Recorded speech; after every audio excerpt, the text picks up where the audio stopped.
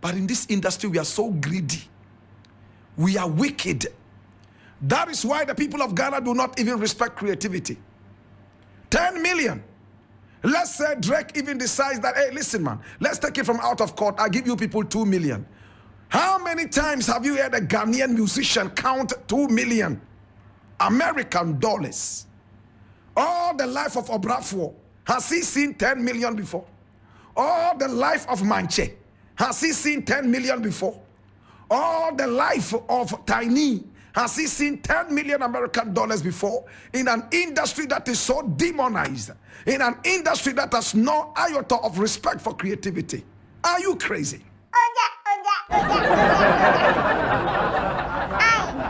Now, this whole issue of sampling that's happening, Obrafour, suing, Drake, and all that, Blakk Rasta has added his voice, and he's asking simple questions.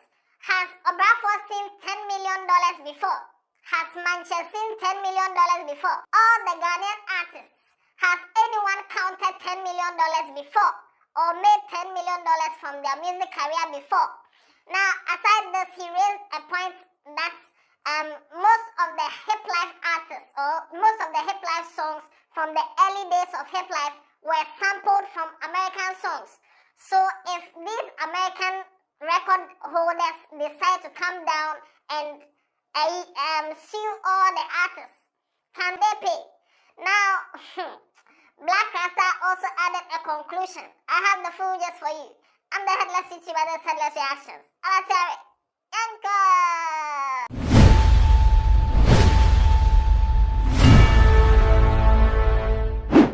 Now I have information, my brother, my sister, and this information is very simple. They have tried to sit down in the past since Drake sampled the Killer Cut vocal. They have been meeting, but Mantse has decided that he will not agree to the terms that Obrafour and the rest want to give to him. My brother, my sister, listen, man, I have so much respect for Obrafour. I thought that this could have been done without even going to court. They could have. After all, Drake tried to speak with Obrafour. Wouldn't it have been good to call back Drake and say, oh, listen, man, we saw your email. Unfortunately, we couldn't talk. But we just realized that you sampled it. Could we sit down and talk about it? I'm coming with my team. Blah, blah, blah, blah, blah. This could have even opened the doors to other collaborations with Drake. It makes sense, right? It makes sense. It makes... Oh, clap for him, clap for him. Clap for him. Now, what he just said makes a lot of sense. That instead of going this whole suing, did they even reply the email? In case you don't know what's happening, there are 2 or 3 videos. There are the links in the description. You can go and check out what's happening. Drake sampled a part of Obrafour's song. Obrafour has sued Drake for $10 million. And Mantse Aryeequaye also came that, hey, the voice belongs to me, so the money should come to me. I'm the one who is supposed to sue. Obrafour doesn't own the rights to the vocals to come and sue Drake. Now, instead of reaching out to Drake, instead of replying the emails, instead of trying to sit down with Drake, like the way Blakk Rasta said, no, you were sent 2 different emails. You didn't reply. Then you go and sue. Have you tried to reply? Have you replied now? What is happening? Now, Blakk Rasta made some points about hip life. You know, hip life is a mixture of hip-hop and high life. Reggie Rockstone came to Ghana in the 90s with this fresh sound of blending hip-hop from America and high life from Ghana. And he decided to call it hip life, hip-hop, high life. Most of the songs in the early days of hip life were sampling from sampled songs from hip-hop songs in the USA. Now, this is what Blakk Rasta had to say about samples. Watch this video. Listen, man. Hip life as a genre, how did it even start? Hip life as a genre started by sampling. Heavy sampling. 99% of all the early hip life songs that came out, including those that Reggie Rockstone brought to us, were all sampled from American artists and rappers and some other African songs. today, if all those Americans want to come back and say, okay, this artist will sample this from me, say, oh, no, 100% sample. The only difference is the language. Root Eye sampled Fresh.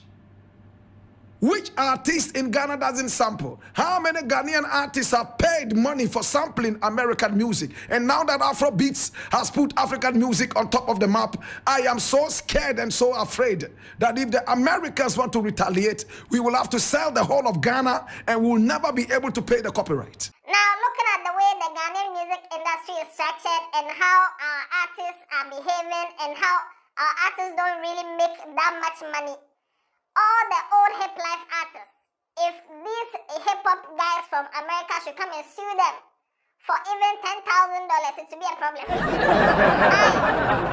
be a problem.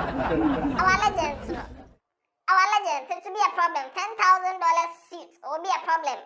Now, it is true that most of the hip life songs from the 90s and early 2000s were sampled from hip-hop songs from that era. Copyright is a big deal. So I don't know whether the 10 million and the way they are doing crab in the barrel or crab in a bucket kind of thing in there. Anyway, Blakk Rasta had some advice for Obrafour and also for Mantse. Watch this video. To Obrafour, in fact, I would say that you guys could have handled this better. And for Mantse, I do not blame you. I thought that you guys were supposed to sit down today and finalize everything. But maybe he thought that he was getting a certain raw deal. And for that matter, he had to bring some respect to a spoken word. We will watch and see how this one is going to unfold. Now, in the end, whether they can get some settlements from Drake or not, it's up to them. And how good their lawyers are and how this case goes. But with this back and forth and all this plenty talking around this case, I wouldn't be surprised if they don't even get $100. I wouldn't be surprised. Because at the end of the day, if they go and they say, okay, you've not registered the song, you've not done this, you've not done that publishing, then it's yawa. But whatever it is, no, we are observing. And when that 10 million, if that 10 million should even be agreed upon, I said that only like 4 million reach Ghana. And out of that 4 million, they're already fighting over it. So let's see what will happen. Share your views. Do you agree with Blakk Rasta on what he said? Do you agree with him on the advice he's giving to Obrafour and also to Mantse? Whatever it is, no.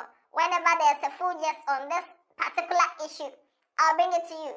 Watch other videos on this channel. Tell somebody about Headless. Don't forget to subscribe to this channel, like, and drop a comment. And I don't know. Yeah,